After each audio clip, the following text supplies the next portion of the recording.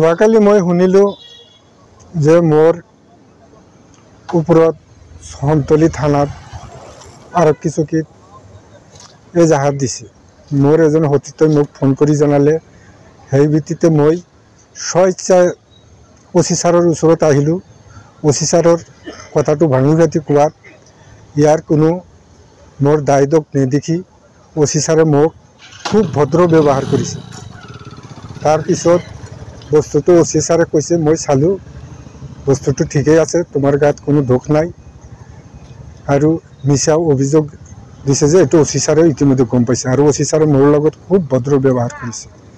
ইতিমধ্যে হয়তো মই ৩ নং দক্ষিণ ৰাঙাপানী বালিকা এলপি স্কুলৰ প্ৰধান শিক্ষক, তাৰ লগতে ৪৪ নম্বৰ চেণ্টাৰৰ বিয়ালৰো কাম কৰোঁ। মোৰ নামত বিয়ালত টকা লোৱা বুলি অভিযোগ কৰিছে, আৰু এইটো সম্পূৰ্ণ ভিত্তিহীন।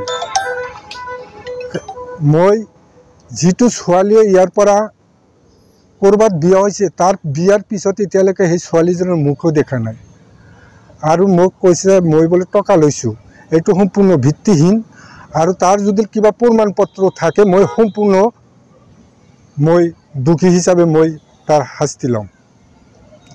তাৰপিছত যিখিনি এইটো যিজন মানুহে অভিযোগ কৰিছে, কেৱল সেইজন মানুহ, ইয়াৰ লগত আৰু ৪-৫জন মানুহ জড়িত আছে।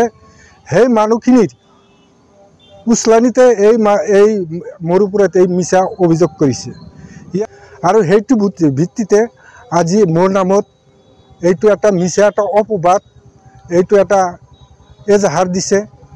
আমি কওঁ যে মই এইজন ছোৱালীক বিয়াৰ পিছত মোৰ লগত এতিয়ালৈকে দেখা সাক্ষাৎ হোৱা নাই।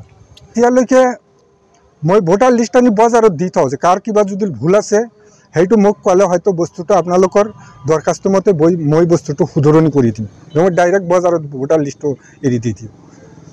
কিন্তু এতিয়ালৈকে মোৰ ৱাৰ্ডত নাইবা মোৰ পঞ্চায়তত 2005 চনৰ পৰা মোৰ পঞ্চায়ত নাইবা মোৰ ৱাৰ্ডত এতিয়ালৈকে এটা ডি ভোটাৰ অহাও নাই। আৰু এই সম্পৰ্কে যদি সিহঁতে ডি ভোটাৰ আহিছে, কিবা ৰেকৰ্ড পাতি যদি সিহঁতে পাইছে, সেইটো সিহঁতে প্ৰমাণ কৰি দিয়ক, মই শাস্তি ল'ম। এতিয়ালৈকে মোৰ ৱাৰ্ডত কোনো ডি ভোটাৰ অহাই নাই, আৰু মোৰ ভোটাৰ লিষ্ট একেবাৰে খোলা, সকলোৱে যেতিয়া ইচ্ছা ততেই চাব পাৰে, ততেই কৰিব পাৰে। ডি ভোটাৰৰ যিটো চিনাক্ত, সেই চিনাক্তটো সেইটো ক'ত পালে? মই আৰু এই বিষয়ে কি ক'ম? মোৰ ক'বলগীয়া একোৱেই নাই। যদি ৰিয়েলিটি মই প্ৰকৃততে দোষী, তেনেহ'লে মোৰ শাস্তি মই নিজে ল'বলৈ ইচ্ছুক আছোঁ। আৰু যদি মই নিৰ্দোষী, মোক এই অপবাদটো সিহঁতে কিয় দিলে, এইটো আমাৰ ৰাইজে দৃষ্টিগোচৰ কৰিব।